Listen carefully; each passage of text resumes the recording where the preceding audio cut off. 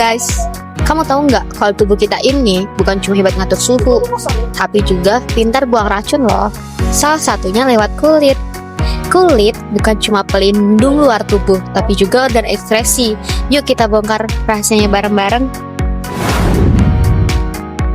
Kalian tahu nggak, sistem ekskresi pada manusia melibatkan beberapa organ yang bekerja sama untuk mengeluarkan zat-zat sisa metabolisme dan zat-zat yang tidak dibutuhkan oleh tubuh.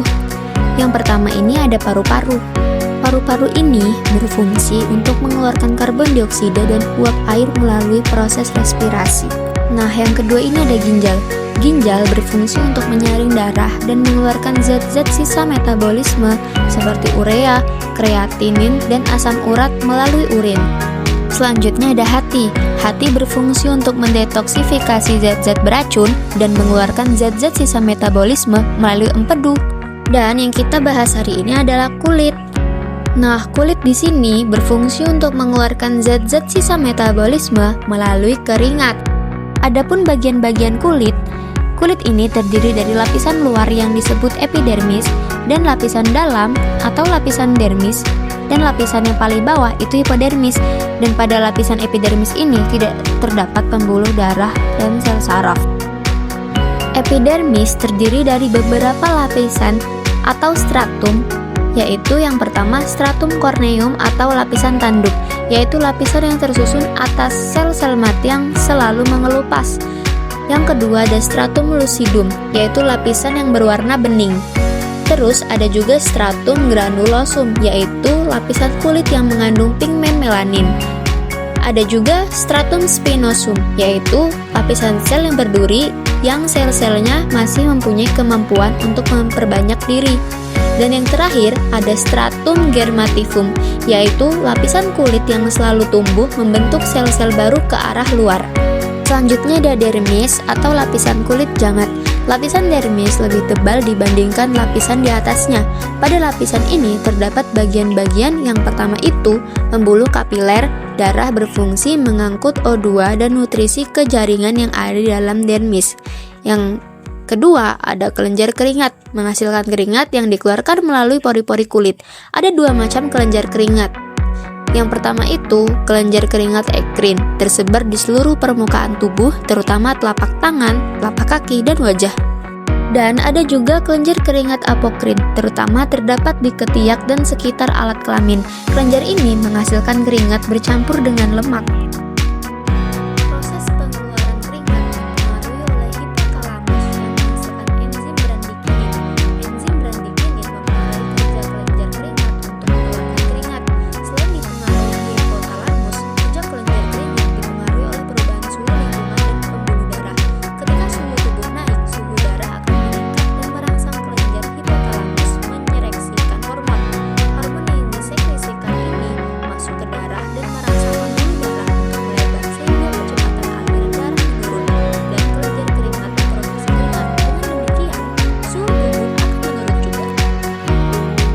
Ada beberapa fungsi kulit. Yang pertama, sebagai alat ekskresi. Kulit mengeluarkan keringat. Keringat terdiri dari air, garam dapur NaCl, sisa metabolisme sel, urea, serta asam. Yang kedua, sebagai alat pengatur suhu tubuh. Yang ketiga, sebagai tempat penyimpanan cadangan makanan. Yang keempat, sebagai alat pelindung untuk mengurangi hilangnya air dalam tubuh. Dan yang terakhir, sebagai pelindung tubuh dari gesekan, penyinaran sinar matahari atau ultraviolet, zat-zat kimia, dan lain-lain.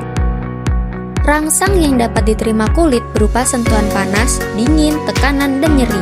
Ketika kulit menerima rangsang, rangsang tersebut diterima oleh sel-sel reseptor. Selanjutnya, rangsang akan diteruskan ke otak melalui urat saraf. Oleh otak, rangsang akan diolah.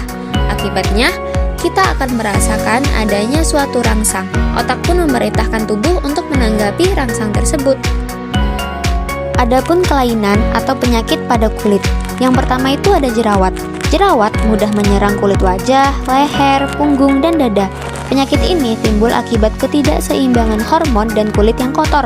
Anak-anak yang memasuki masa remaja serta orang-orang yang memiliki jenis kulit berminyak sangat rentan terhadap jerawat.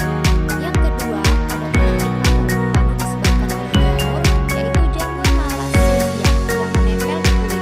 Mati tampak sebagai bercak atau bulatan putih di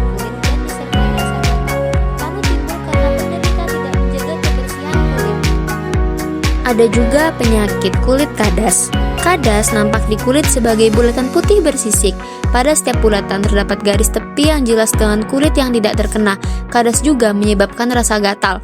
Penyakit ini disebabkan oleh jamur, yaitu jamur Trichopiton, Microsporum, atau Epidermophyton. Yang keempat ada skabies. Skabies disebut pula seven year itch. Penyakit tersebut disebabkan oleh parasit insekta yang sangat kecil dan dapat menular pada orang lain.